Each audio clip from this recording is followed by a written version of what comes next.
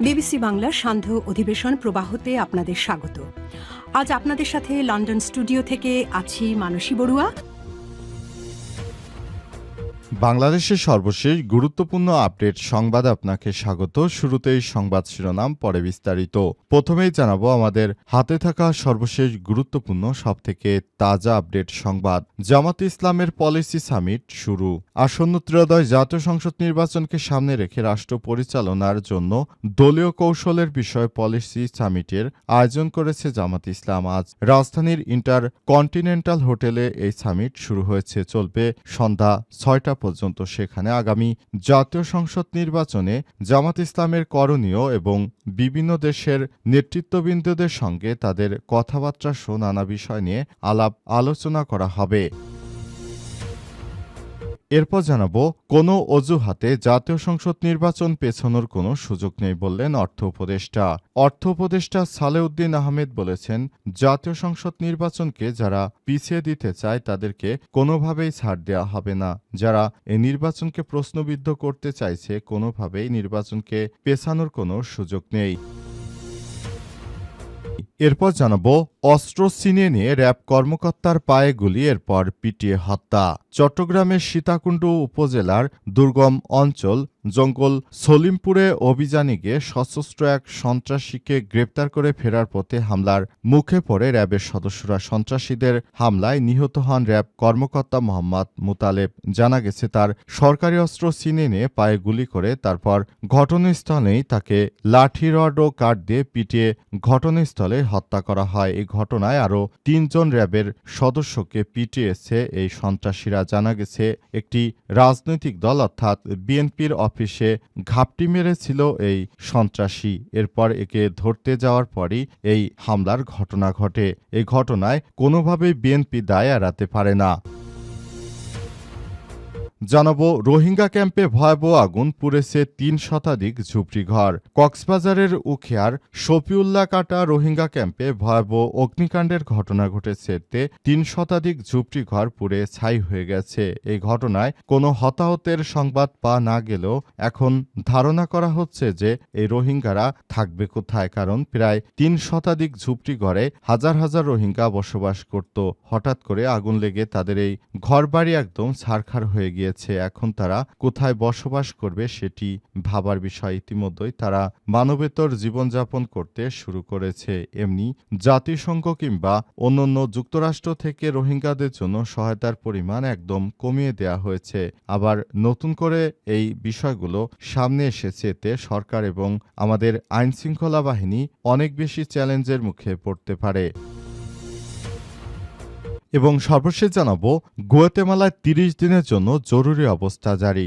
গুয়াতেমালায় ৩০ দিনে জরুরি অবস্থা জারি করেছে দেশটির প্রেসিডেন্ট বার্নার্দো আরেভালো। কারাগারে সহিংস দাঙ্গা, জিম্মি নাটক ও পুলিশের উপর পাল্টা হামলার জেরে এই ঘোষণা দেওয়া হয়েছে।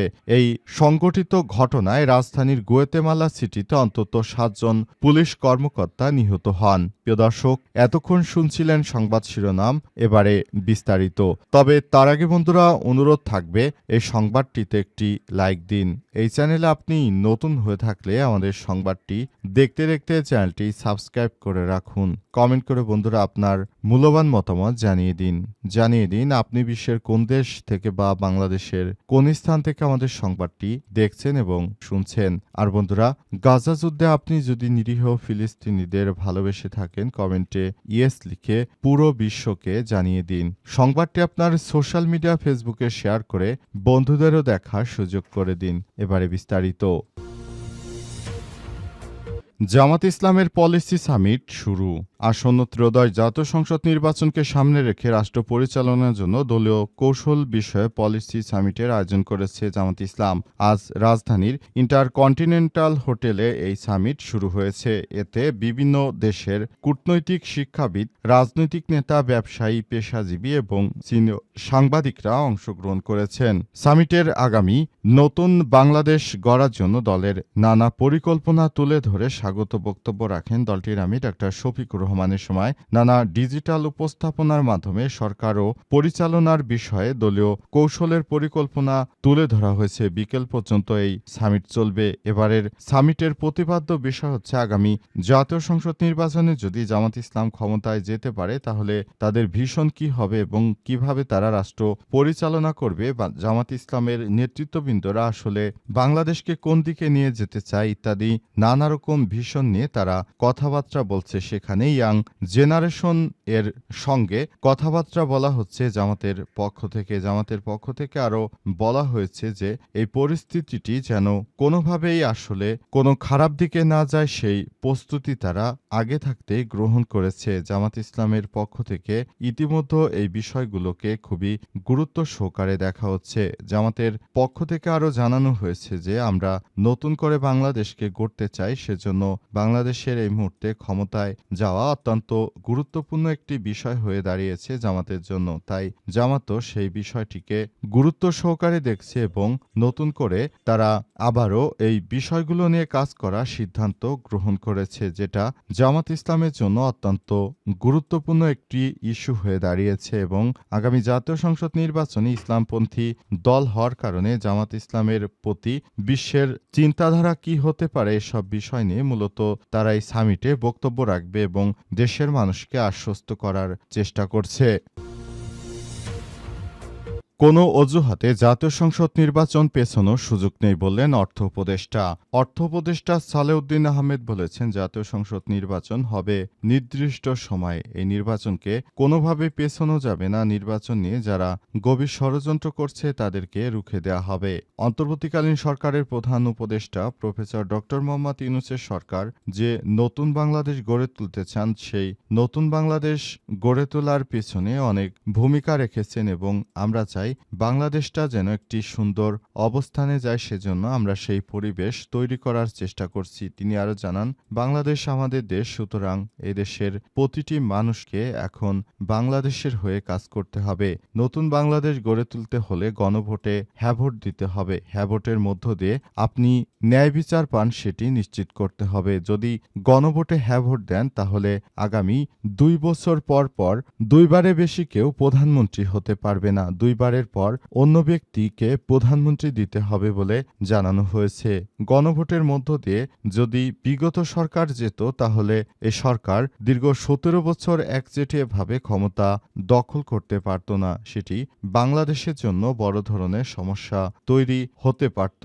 এজন্য তিনি জানিয়েছেন, নতুন বাংলাদেশ গড়ে তোলার জন্য আমাদের সবাইকে কাজ করতে হবে। বাংলাদেশের প্রতিটি জায়গায় আমরা যেন বাংলাদেশের জন্য ভালো কিছু করতে পারি সেই ব্যবস্থাই করছেন অন্তর্বর্তীকালীন সরকারের প্রধান উপদেষ্টা প্রফেসর ডক্টর মোহাম্মদ ইউনূসের সরকার।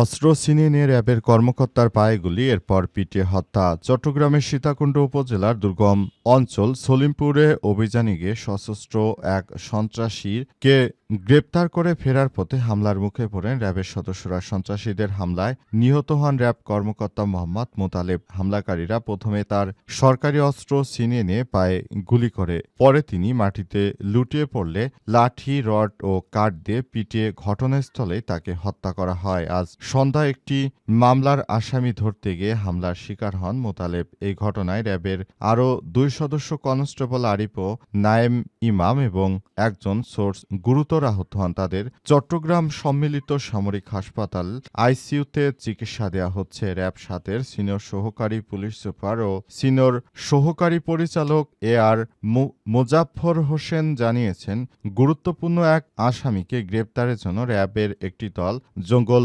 সলিমপুরে অভিযান চালায়। অভিযানের সময় সন্ত্রাসীরা অতর্কিত হামলা চালিয়ে নায়েবে সুবেদার আব্দুল মোতালেবকে হত্যা করে। র্যাব 7-এর একটি সূত্র গণমাধ্যমকে জানায়, সশস্ত্র এক আসামি জঙ্গল সলিমপুরে একটি রাজনৈতিক দলের স্থানীয় কার্যালয়ে লুকিয়ে আছেন এমন তথ্যের ভিত্তিতে ১৬ সদস্যের একটি দল সেখানে যায়। উক্ত রাজনৈতিক যে অফিস ছিল সেটি আসলে বিএনপির অফিস। ওই বিএনপি সন্ত্রাসীরাই মূলত এসব কুখ্যাত সন্ত্রাসীদেরকে আশ্রয় প্রশ্রয় দিত। সেখানে গিয়ে র্যাবের সদস্যরাই সন্ত্রাসীকে গ্রেপ্তার করার পরেই এমন পদক্ষেপ নেয় র্যাবের উপরে এবং পিটিয়ে হত্যা করা হয় র্যাব সদস্যকে। এটি বিএনপিরই কাজ। রোহিঙ্গা ক্যাম্পে ভয়াবহ আগুন, পুড়ছে ৩ শতাধিক ঝুপড়িঘর। কক্সবাজারের রুখিয়ায় শফিউল্লাহ কাটা রোহিঙ্গা ক্যাম্পে ভয়াবহ অগ্নিকাণ্ডের ঘটনা ঘটেছে। এতে ৩ শতাধিক ঝুপড়িঘর পুড়ে ছাই হয়ে গেছে। তবে এই ঘটনায় কোনো হতাহতের খবর এখনো পাওয়া যায়নি। আগুন সর্বস্ব ছড়িয়ে কয়েক হাজার রোহিঙ্গা বর্তমানে খোলা আকাশের নিচে মানবেতর জীবনযাপন করছে।